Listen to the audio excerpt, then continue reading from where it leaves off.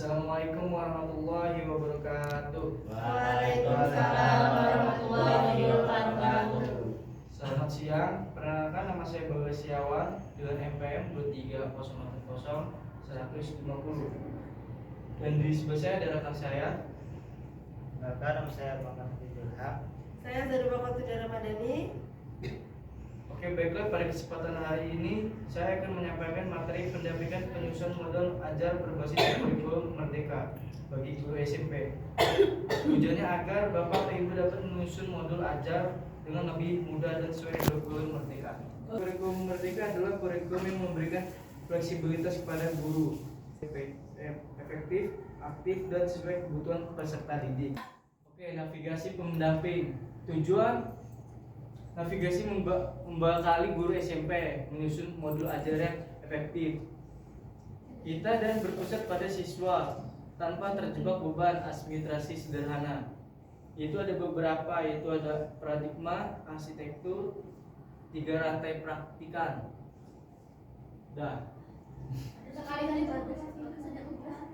Ada 4. Oke, ada pergeseran paradigma pembelajaran. Oke, saya sedikit jelasin. Itu ada kurikulum merdeka ya. Itu ada peran guru fasilitator sebagai fasilitator pembelajaran pada peserta didik. Terus ada fokus target pengembangan kompetensi karakter dan deep learning.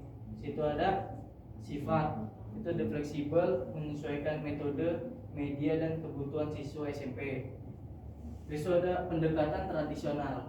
Ada beberapa ya, itu ada peran guru, menyimpel materi guru, terus kedua ada fokus target pengajaran, terus ada sifat standar tunggal untuk semua kelas, terus ada modul ajar sebagai kompas pembelajaran, perangkat esensial yang digunakan guru sebagai panduan terarah, sistematis dan efektif untuk mencapai tujuan pembelajaran.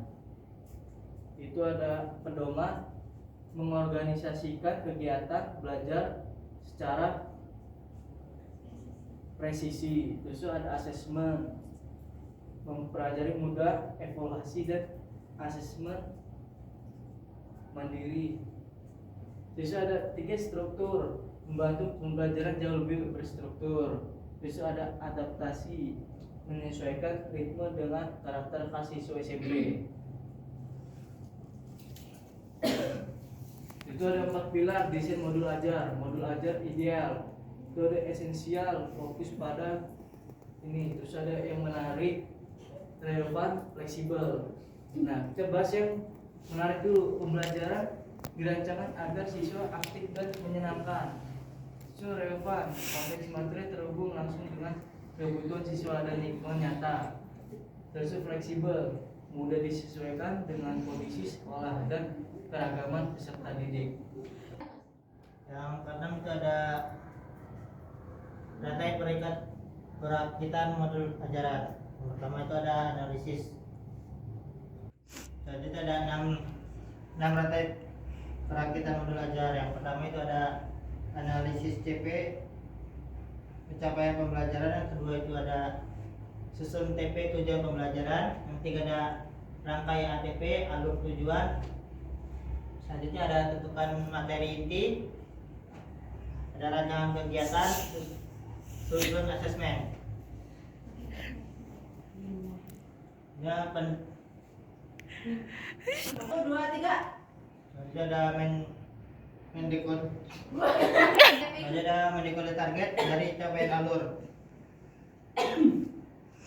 Pertama ada SCP pencapaian pembelajaran makro, memahami kompetisi fase. Contohnya siswa mampu memahami dan menyajikan teks deskripsi lisan dan tulis. TP tujuan pembelajaran spesifik, harus jelas, terstruktur, spesifik dan berorientasi kompetensi. Contoh, siswa mengidentifikasi struktur teks deskripsi dengan benar. Jadi ada ATP, alur tujuan sekuensial, menyusun rangkaian tujuan pembelajaran secara sistematis, bergerak dan konsep termudah dan menuju yang paling kompleks. Ada merancang pengalaman belajar langkah 4 dan 5. Panduan, salam dan observasi, motivasi, penyampaian dan tujuan. Kedua itu ada kegiatan inti, eksplorasi materi, diskusi, praktik langsung, presentasi, penutup, refleksi bersama, menarikan kesimpulan dan tindak lanjut. Struktur asesmen langkah 6. Asesmen pelajaran.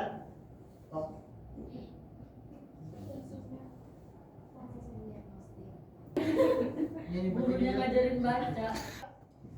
Struktur asesmen langkah 6 itu ada asesmen diagnosis waktu sebelum pembelajaran, fungsi memantapkan kemampuan awal dan kebutuhan spesifik siswa. Selanjutnya ada asesmen formatif waktu salam proses pembelajaran, fungsi memantau perkembangan dan memberikan umpan balik langsung. Selanjutnya ada asesmen sumatif waktu di akhir pembelajaran, fungsinya mengevaluasi pencapaian akhir dari tujuan pembelajaran. Ini ada matriks definisi pembelajaran. Pertama itu ada definisi konten, definisi menyesuaikan materi yang diajarkan. Contohnya menyediakan bahan bacaan dengan tingkat kesulitan yang bervariasi sesuai kemampuan bacaan siswa. Selanjutnya ada definisi proses. Definisi proses menyesuaikan cara siswa memproses informasi. Contohnya membebaskan siswa belajar via teks, audio atau kinestetik. Selanjutnya definisi produk. Definisinya menyesuaikan bentuk hasil karya siswa. Contohnya siswa bebas melaporkan tugas akhir berupa esai, tulis, video atau poster infografis. Yaitu integrasi karakter profil pelajar Pancasila.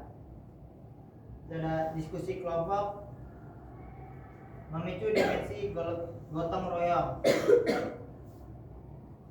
Lanjut ada analisis masalah atau kasus, memicu dimensi bernalar kritis. Ini ada presentasi hasil karya, memicu dimensi kreatif dan kemandirian percaya diri.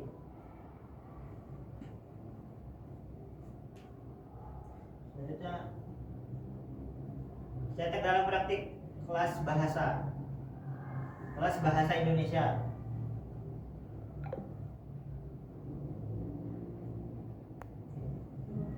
Ya. Papan diagnosis merespon kendala atau kendala kesulitan menerjemahkan CP menjadi ATP, kendala waktu terbatas dan beban administrasi tinggi, kendala kebingungan menyusun rancangan yang rumit, ada kendala kesulitan merancang referensi atau asesmen.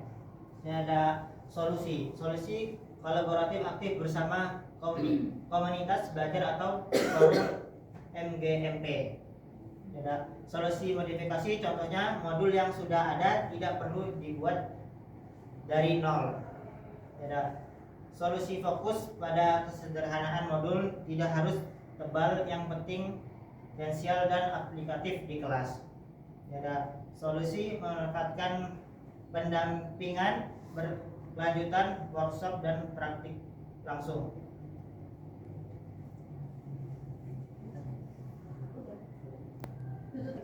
Demikian presentasi pada hari ini. Semoga kita semua mendapat manfaatnya.